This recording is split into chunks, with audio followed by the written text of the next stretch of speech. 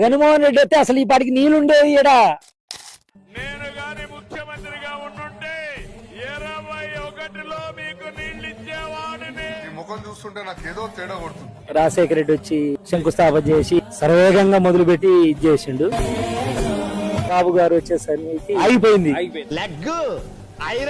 చంద్రన్న ఉన్నంత వరకు మా రైతుకి భరోసా లేదు, ఉండదు, ఉండబోదు. మళ్ళీ జగన్మోహన్ రెడ్డి వచ్చిండు. ఎట్టకేలకొక్కడొచ్చాడమ్మా.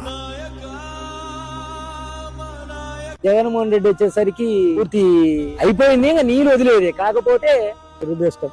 ఇటువంటి పరిస్థితి పోవాలి అనంటే దీనికి ఏకైక మార్గం ఏమిటి అనంటే వెలుగొండ ప్రాజెక్టు ఒక్కటి పూర్తి చేస్తేనే ఇది సాధ్యమవుతుంది అని